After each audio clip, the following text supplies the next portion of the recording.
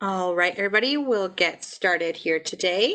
So if you don't know me, I'm Jennifer Buxton. I'm with the Office of Engagement and Research.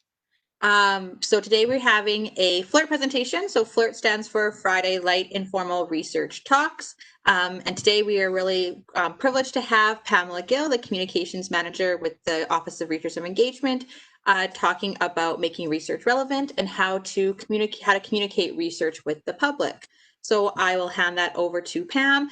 Just a note about questions. If you're on WebEx or if you're on Facebook, you can leave those in the comments, or on WebEx, you can also share your screen or share your video, and we'll get to those at the end of the presentation. All right, Pam, take it over.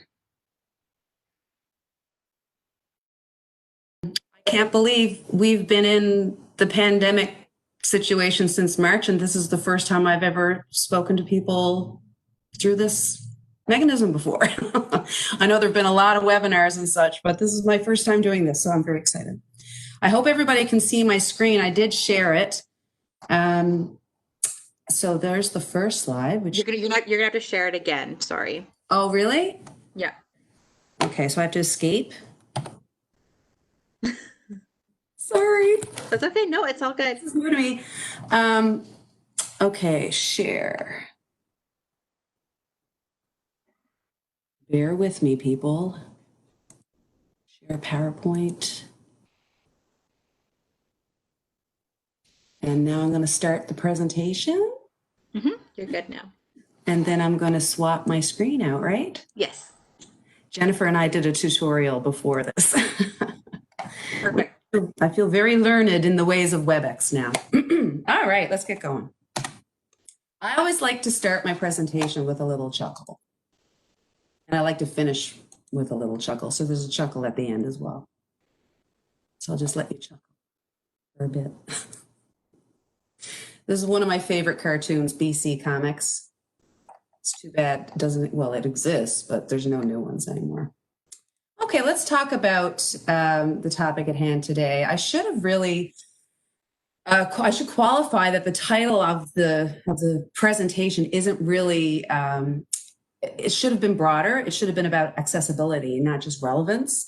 I think that relevance is a part of being accessible, but it's not the end all and be all.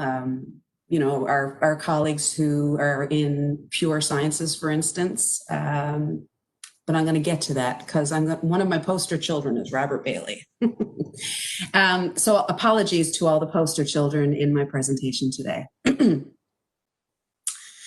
So we would like research to be accessible to strengthen the reputation of the institution and obviously the researcher, obviously to attract public interest.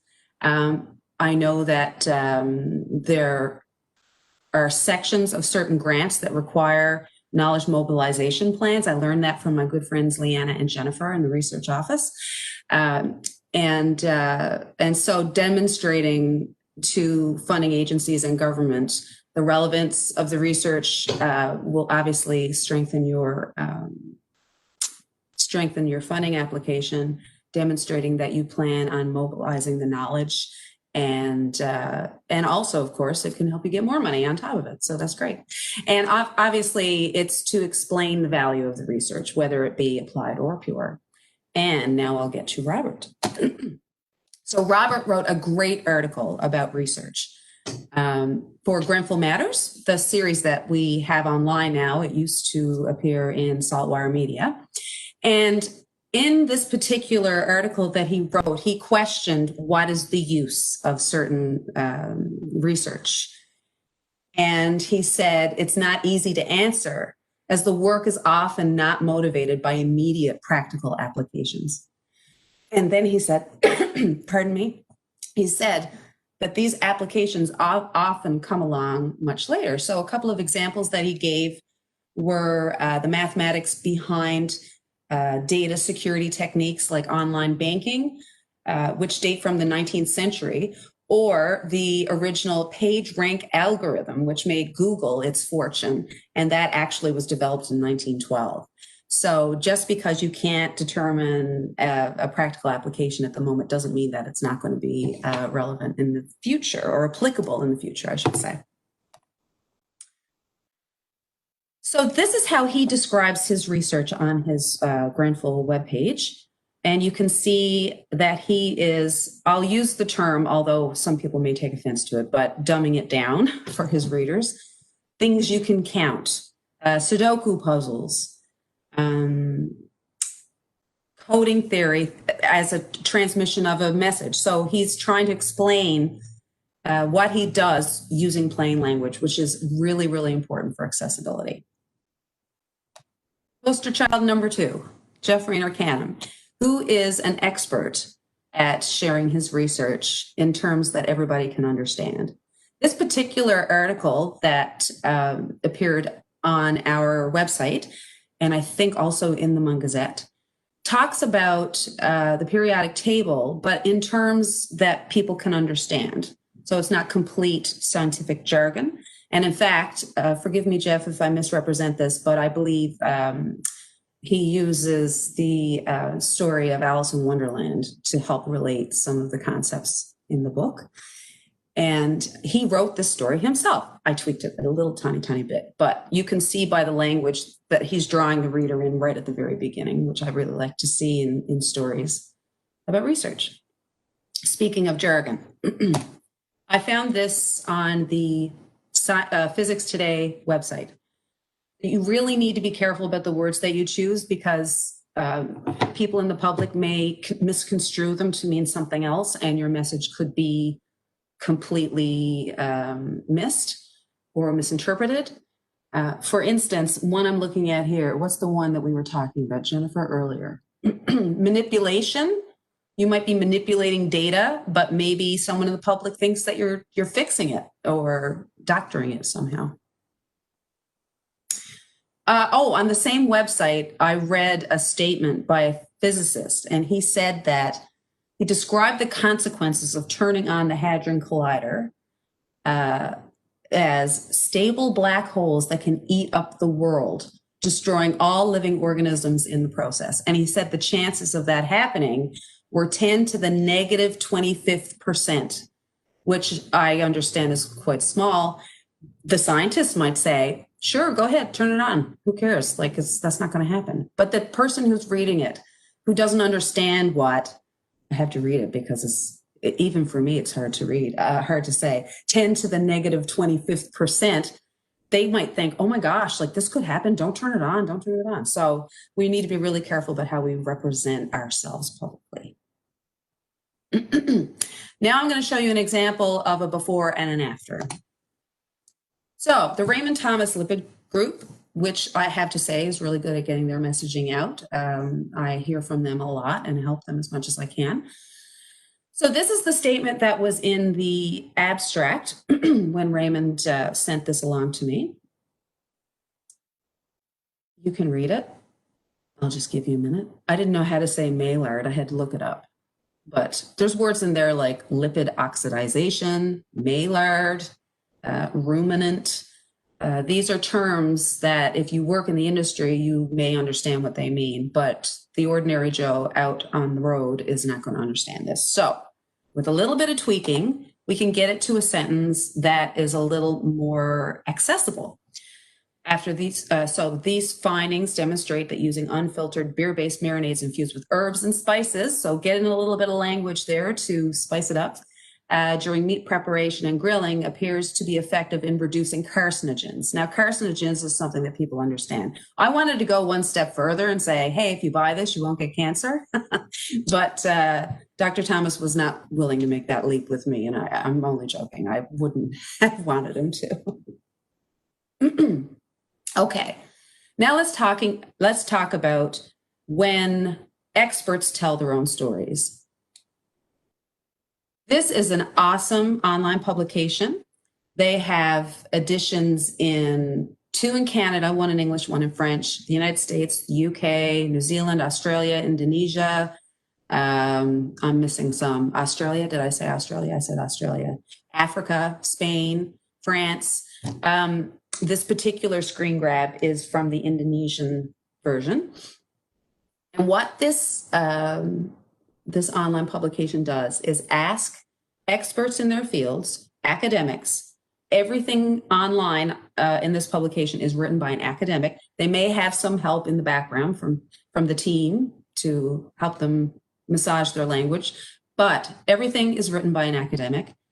And the reason why this publication began was, well, I'm just going to read from their mission statement, if you'll allow me. Our aim is to allow for better understanding of current affairs and complex issues, and hopefully allow for a better quality of public discourse and conversations. So I learned about this when Scott White, who is the editor-in-chief of the Canadian version of the conversation, did an online webinar with all of the communications people at Memorial University. It was one of the first webinars that I eagerly watched in the beginning of the pandemic. These days, I think everybody's probably webinared out, but hopefully they'll watch this one though. Anyhow, it was awesome to listen to him talk about how important it is for the experts in their fields to be able to communicate with their audiences in a meaningful manner and to get real information out that is trustworthy and makes sense and helps people make sense of things. I'm just going to show you a screen grab from what's online right now with the Canadian version. So this is on the homepage of the conversation in Canada, the US, and the UK right now. And this is a gentleman, a researcher at the University of Arkansas, Patrick Stewart, who is a certified facial action coding system coder, whose current research concentrates on the emotional response of followers to leaders and those wishing to become leaders. So he used his expertise to watch this last debate that Biden and Trump had the other night. And their article is awesome. I can provide links to anybody who wants to find this stuff, no problem. But here's an opportunity where this researcher used his expertise to make himself relevant in the midst of an historical, hopefully in a good way, election, and put himself out there to help people understand an element of debating that they may not have considered before. It's a really interesting read. I highly recommend it. There are some realities that we need to consider when we're trying to get our messages out there. The traditional market has completely shifted in the face of social media. I don't need to tell you that. You only need to understand that we don't have a newspaper in Corner Brook anymore to know how threatened the traditional media are. I don't think that they're going to disappear completely. And there's another slide that's going to speak to that later. But they are certainly being challenged and threatened. So we need to keep that in mind when we're trying to pitch our stories to the media. When you consider the fact that people are used to getting things for free online right now. So go on the Telegram website. When I was doing the research for this presentation, after I clicked 3 times, it told me I had to subscribe. What? It's supposed to be free. So now the traditional media are forced into this corner where they're losing money from their print papers or their traditional methods of reaching people. And they're forced into having to charge people to read their news, which is what they did in the beginning when people could actually pick up the newspaper. So there's a real deterioration of the fifth estate.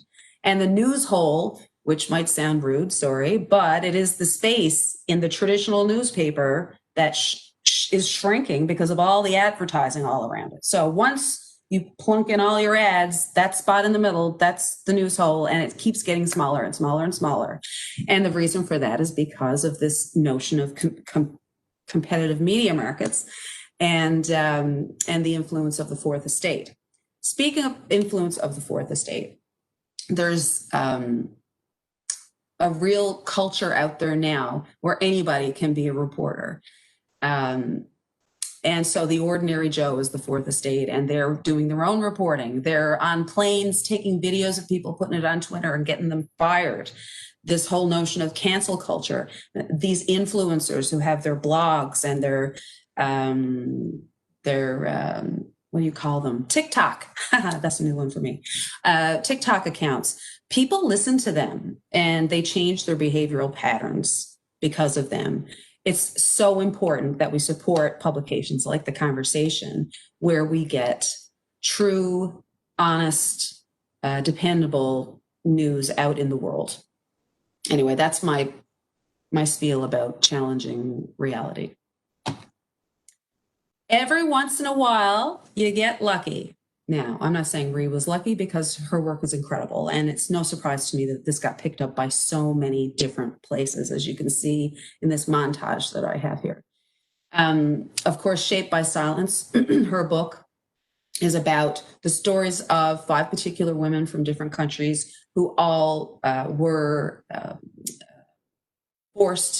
in forced confinement in the Magdalene laundries that were operated by the Roman Catholic Order of Sisters of the Good Shepherd. And actually, I think one of them is from New Brunswick in the book. So it's the relevance of this is huge.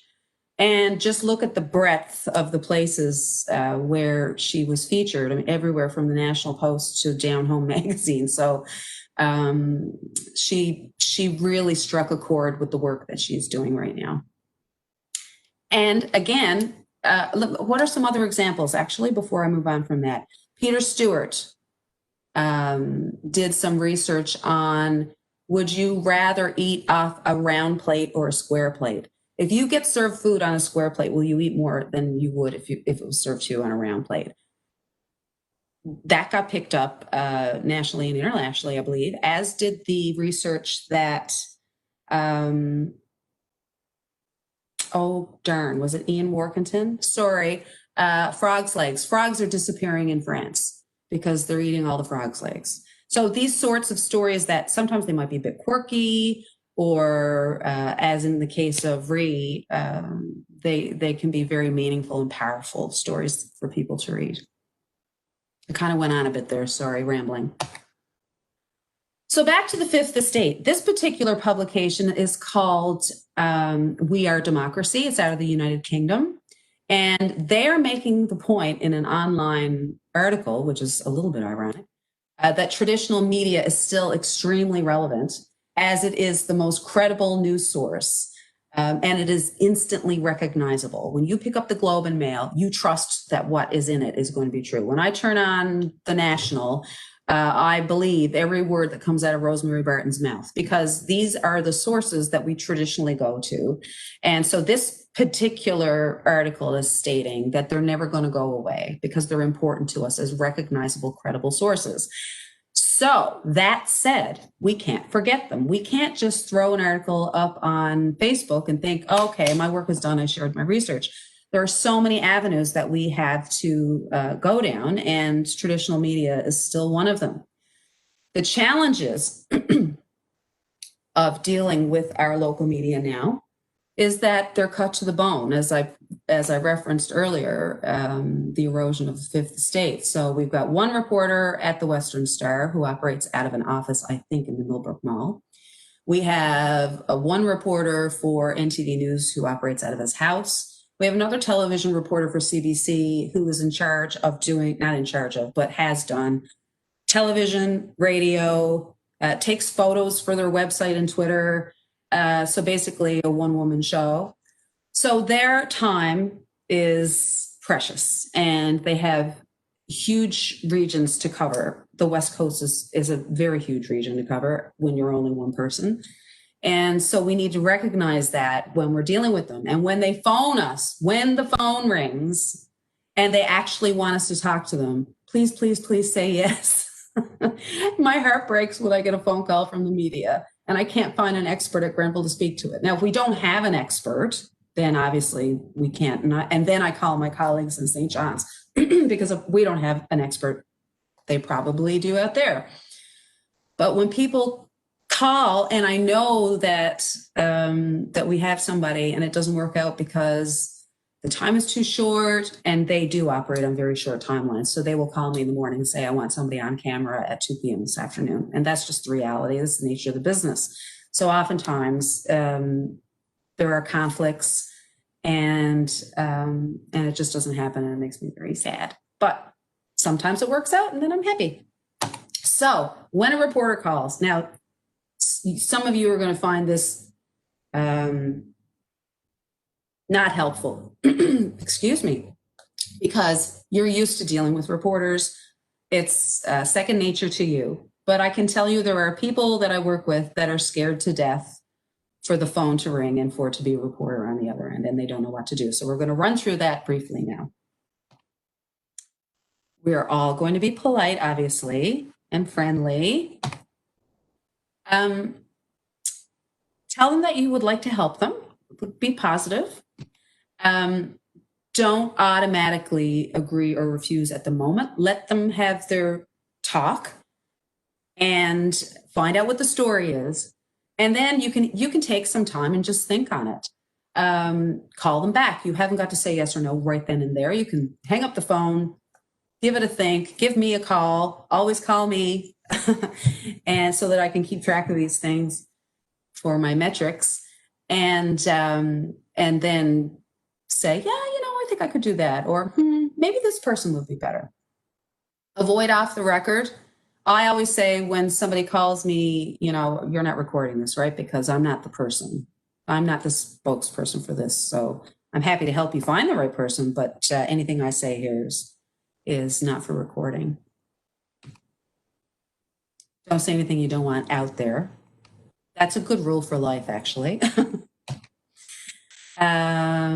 What happened there? Yeah, don't get drawn in prematurely. So if they're starting to ask you questions as if the interview has started, you can say, like I said before, okay, just a second now. Is this the interview, or are you just picking my brain? Make sure that you understand the situation that you're in. Avoid jargon. We've been through that. And enjoy it, because it should be a conversation. If the reporter's doing their job correctly, it should be something that you feel comfortable doing. Like you're explaining your research to me, or, high school students, or a person in the business community with whom you hope to broker a relationship for engaged research. And then there's the writing component. So these are just some little basics that I threw in here just as a sprinkle. You want to start your sentences, as I showed you before with Jeff's slide. You want to start with a strong lead that's hopefully fewer than 20 words. You want to keep it simple. I love geotome. I didn't know what a geotome was. So I had to put that in there once I learned that. And you need to ask who your audience is, because obviously an article that you write for your colleagues in a journal, you're going to use different language there than the language that I want you to use when you're speaking to the public. Now, all this said, I have only scraped the surface. And what time is it? It's 5 to 1. Oh, okay. So I'm doing. I could have talked longer. There are so many resources available to you. I just did a quick Google search when I was putting this together, just to see what kind of resources there are for faculty researchers to help them negotiate the public space. And these are just a few little things that I dug up. So there's how to turn your paper into a YouTube video. That was cute. TED Talks. There's lots. Well, TED Talks. There's a great example, actually, of ways that people are sharing their research in a 10-minute packaged show. And this particular one I found was just a guy talking about how being a researcher is cool. It's a cool thing. And UBC's got a project on the go where they're trying to connect with people who live on the streets of Vancouver, homeless people, and trying to make research accessible to them. And then, there's this A to Z thing and effective blogging, and I could go on and on and on. There are so many resources available online. And that, no, that's not it. I have to give a plug for the resources that are available at Grenfell for researchers. So Jennifer and I were talking before this presentation, and we came up with a fairly extensive list. So, there's Grenfell Connects, which is our online news on our website, the Gazette Online for the greater Memorial audience. Messengers are internal, you know, if you're going to have a talk about something, you can advertise it through Messenger. These FLIRT talks are an awesome opportunity to share your research. Steve Sharp, who's in our IT department, has a radio show I found out this week on BOIR. I'm sure he would love to have somebody on as a guest to talk about their research. And then there's the social media channels, Facebook, Twitter. The Office of Research and Grad Studies has its own Facebook and Twitter channel, as does Office of Engagement, I think, Jennifer. And then Research Week is coming up. So there are going to be a lot of opportunities there. I know one of the FLIRT talks, or the FLIRT talk that week, we're hoping is going to be the 3-minute thesis, where graduate students are going to come on and talk about their work for a total of 3 minutes. And then the winner will qualify to go on and participate in the university-wide 3MT. And there's going to be a research gong show, I think. And Garrett, if you're going to help me organize it again. And researchers will get up and have 5 minutes or 5 slides to talk about their research on a time limit, or they get the gong. And I guess that's it. So I said I was going to leave you with a funny. And here's the funny. I can hear the laughter. And Jennifer, I guess I can take questions. If you want me to unshare my screen, do you want me to do that now? Yeah, go ahead and unshare your screen. Unshare your screen. I did it for you. Oh, okay, thank you. All right, does anyone have any questions for Pam? My audience of 2. There's some people online as well. Oh, good, excellent, yay. Hi, well, a couple of comments. First of all, in my language, a lead is called a hook. To start off what you've written with a hook. It's the same thing, but I think it's more graphic in terms of it drags you in. Okay? Second thing is, surprised me about the presentation I gave. That as of last week, over 250 people had viewed it on Facebook. That staggered me.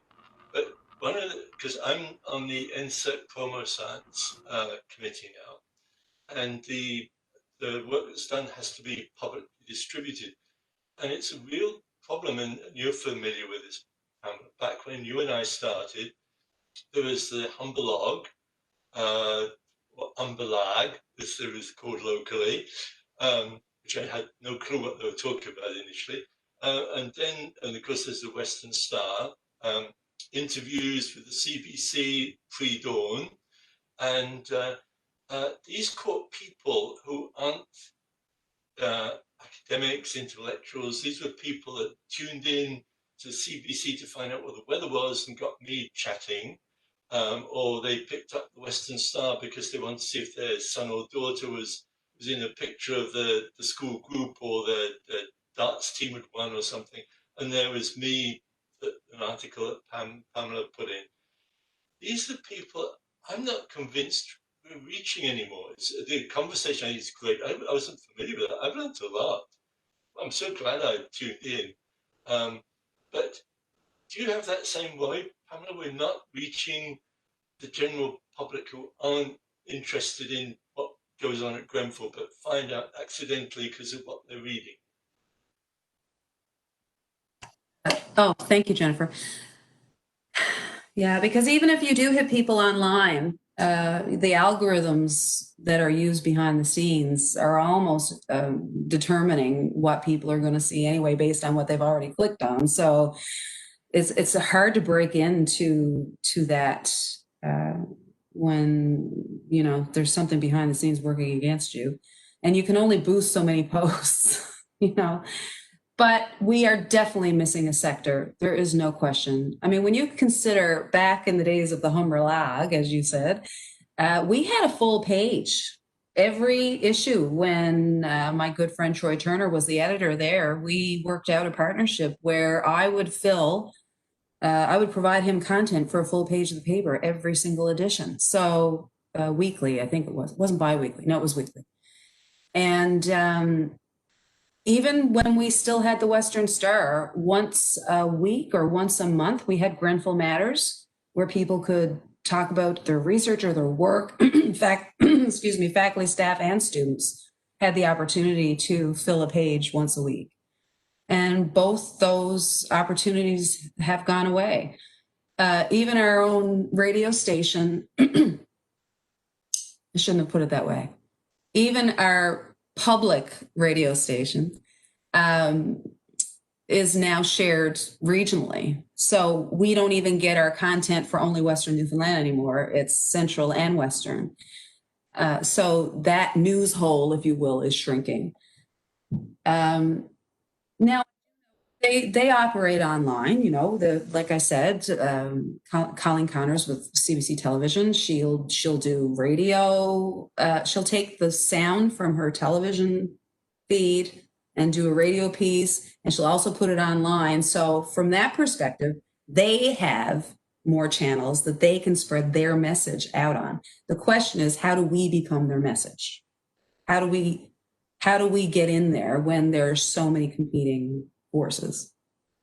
But yes, Jeff, to go back to your initial comment, we're definitely not reaching people like we used to. I don't believe so. Not in those ways. Not on the local grassroots level. I don't think so. I'd certainly agree with you. Doing the outreach, checking into the Plum Point Motel, and the person at the desk looking at me quizzically and saying, "I recognize you," you know, and and it's a real. And as I say, on the national level, we're struggling with that with the insert promo science. How can you promote science to people who don't look at science stuff? Thanks very much, Pamela. Really appreciate the conversation.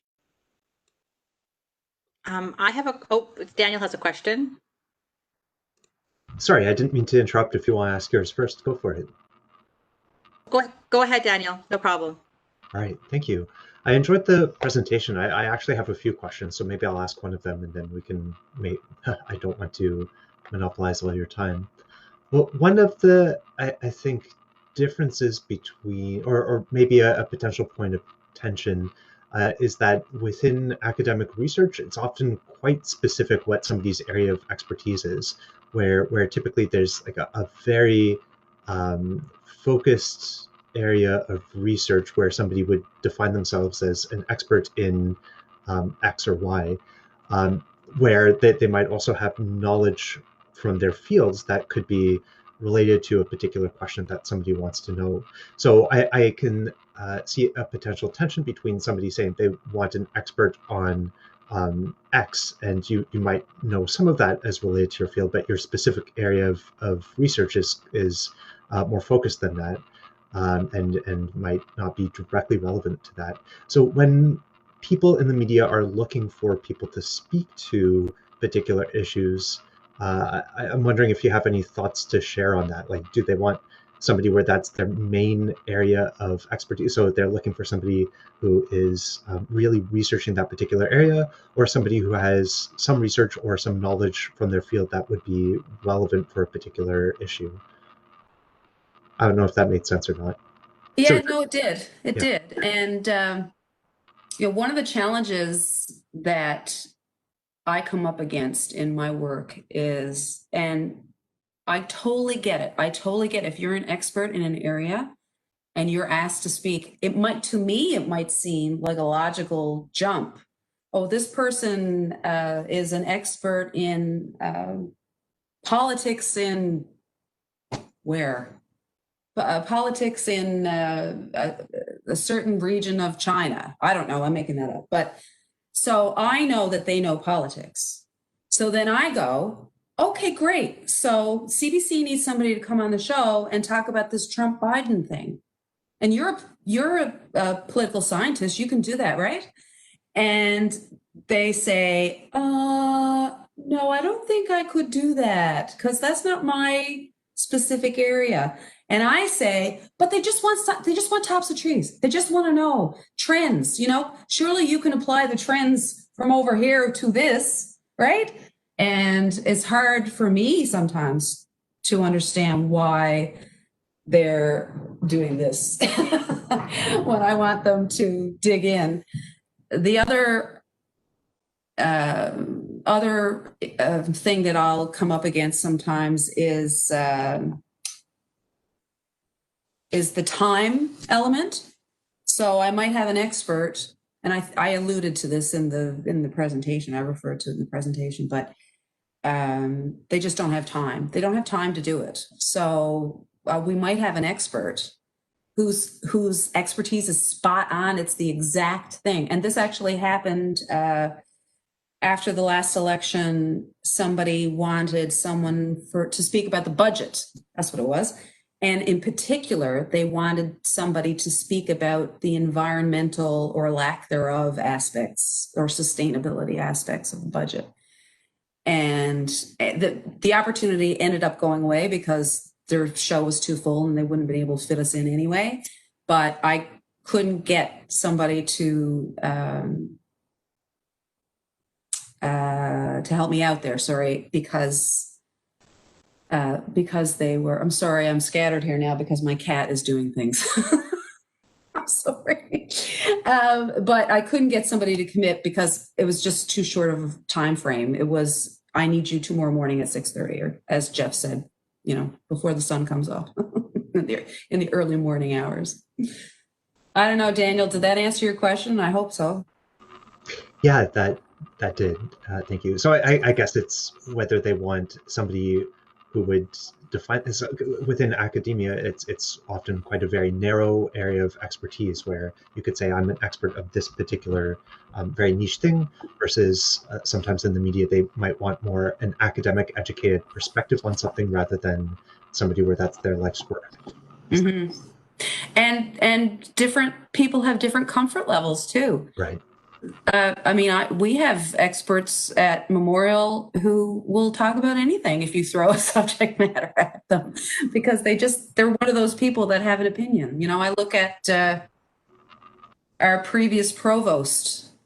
She was such a good speaker, so articulate, and I think she could take anything on, any topic on. And because she's an academic at a university, she's going to speak to it. Now, she was the provost, so I suppose she has some license, but yeah, it comes down to comfort level with your area of expertise. One thing that I thought of doing once upon a time was taking a list of researchers and just combing through the world online and seeing there's got to be something happening now that pertains to this person's expertise. Why don't I call up CBC and say, hey, you did a story on blah, blah, blah. Well, I got a guy here who does yada, yada. And wouldn't you like to interview him and follow up on that? And that's the extra stuff that you just run out of time in the day to be able to get to it. I would love to be able to pitch a story for every, if they want me to. I'm not going to do it if they don't want to, but pitch a story for every researcher at Grenfell somewhere, somewhere in the world, if I had the time to mix and match the subject areas with the global issue or whatever. So I'm going to move on. There's a couple questions here online. So Stephen Decker asked, how important is it to be aware of the news themes of the day that you might be asked to contribute to, perhaps unknowingly?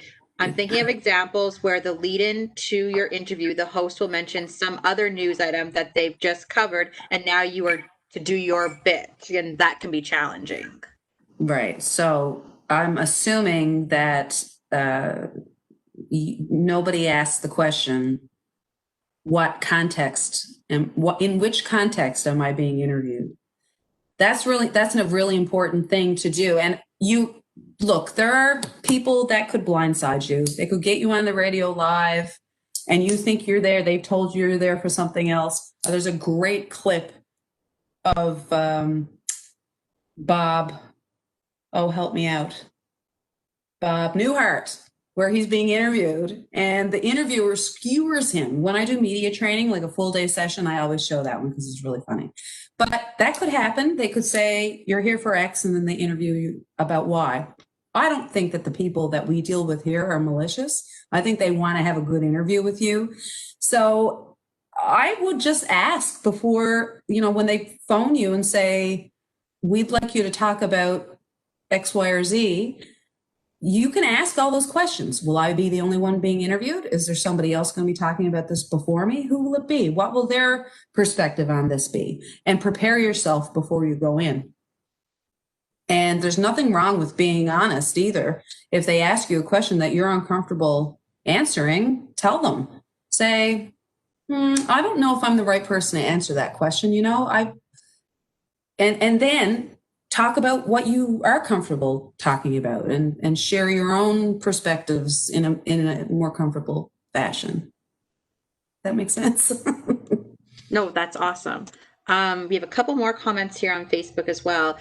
Garrett Richards also commented something when you're talking before about the expertise and like when you ask about politics and stuff. And one of the things he said is political science is funny for that topic related. He said there's lots of opportunities to talk on politics or comment on politics, but it would take me, he says, it would typically take me as much prep as anyone else to comment on a certain political issue, even though he has a PhD in political science, because of that narrow focus of that research. The next question I have here, though, is from Atur Abdul Rashid, and he says, great presentation, by the way. What other opportunities are there, say, in the local media that academics can pounce on and share their research to the public as and when the need arises, instead of the traditional approach where the media initiates that? But I think you've kind of mentioned the mix and matching, but maybe what can academics do to look out for those opportunities? Yeah, because like I said, it's unusual for media to come calling.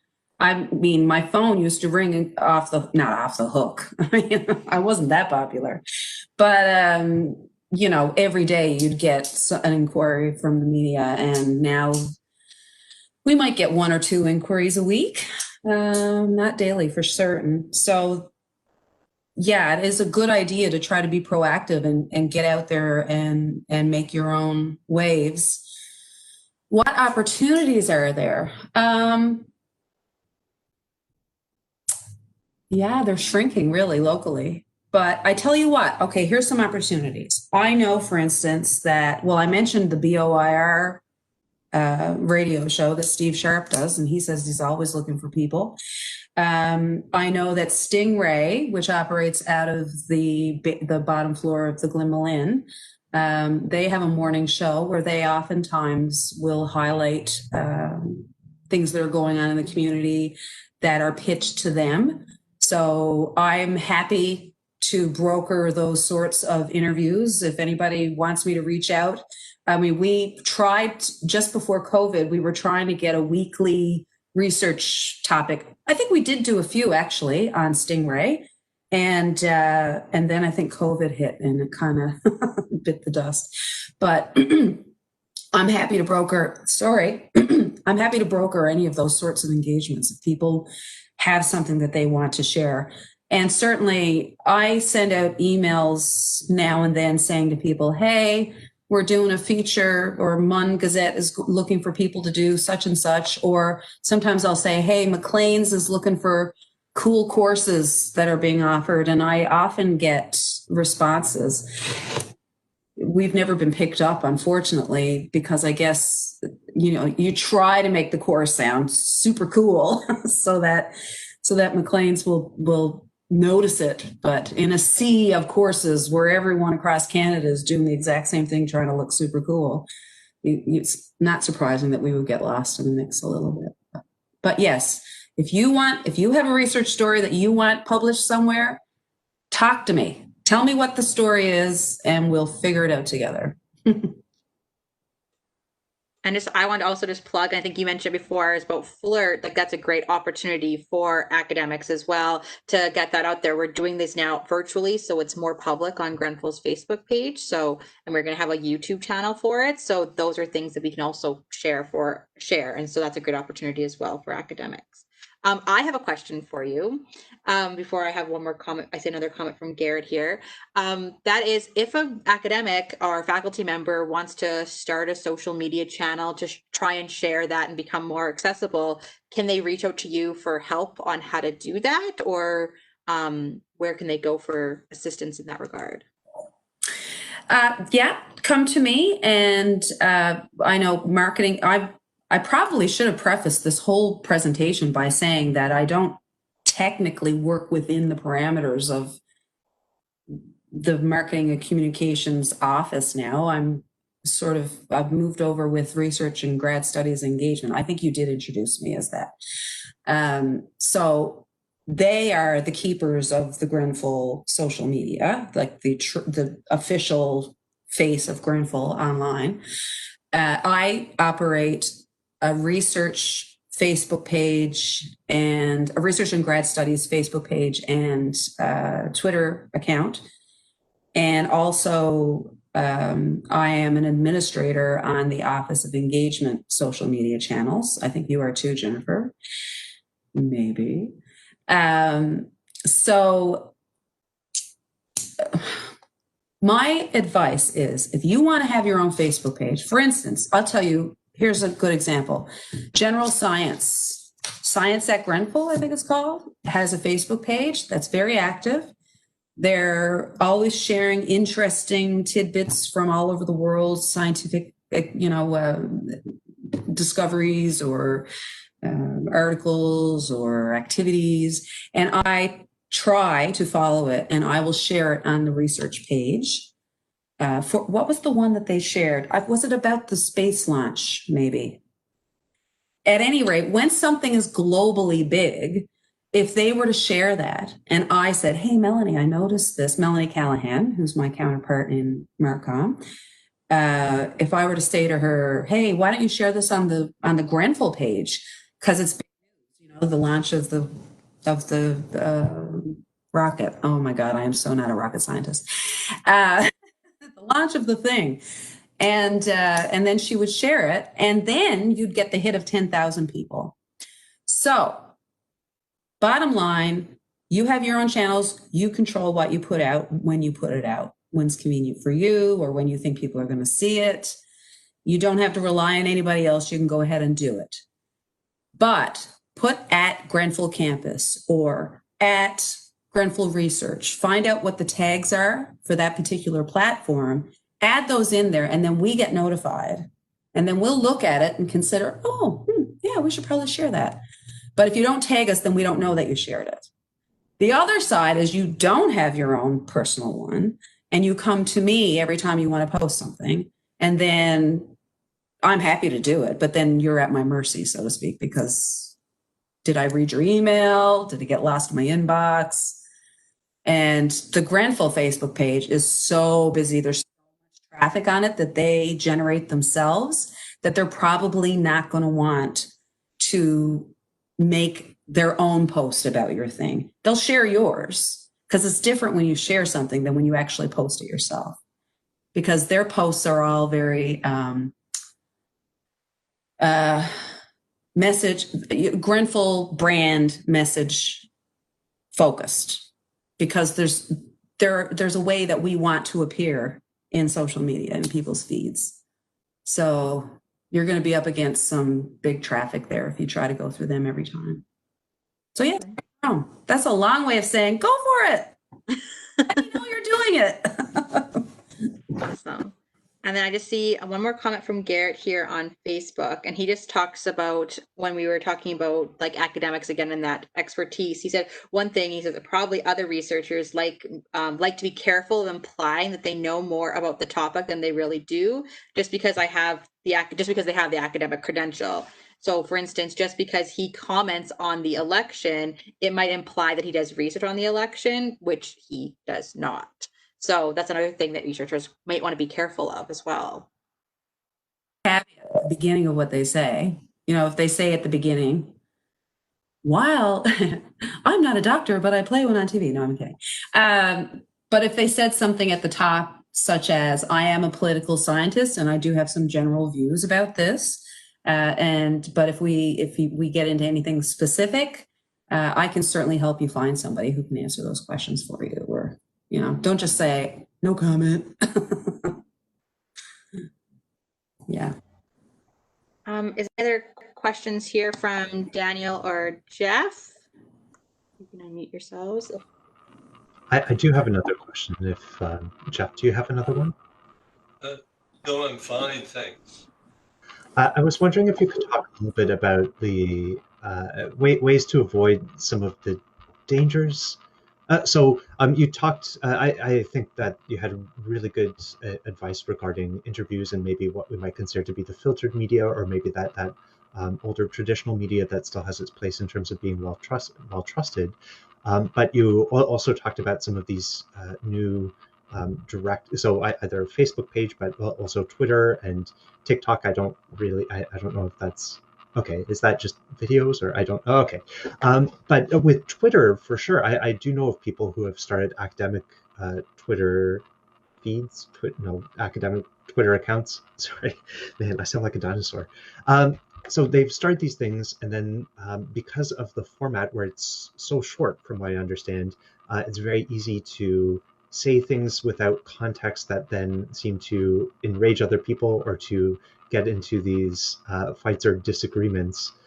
Like that, the format itself seems to lend itself well to receiving a lot of pushback against things and kind of descending into arguments. So I'm not sure if you have some knowledge about that, or like you talked about some good practices to do with interviews. Are there similar pieces of advice for interacting with people in these kind of direct researcher to population media channels? Yeah, so not every platform is suitable for everything. There are certain things that I would use Twitter for that I wouldn't use Facebook for. There are certain things I would use, and vice versa. TikTok, I think I'm not completely TikTok illiterate. I do know that it's video based, and that's about it. So for instance, if you want to wax eloquent on a certain topic, or if you're planning on doing a series of articles that you would like to have online somewhere, I'd suggest that you start a blog for the meaty stuff, and people can still comment on it. You can still have your conversations, but then at least you've got the context, you've got the full piece there that they're reading, not just a 28 line or character, or however many characters you can have now on Twitter. Then you use your Twitter account to advertise the other thing. And you just need to say, hey, check out my latest blog. It's about blah. And they'll click on it, and then they'll go to the full context. Facebook is good for advertising events.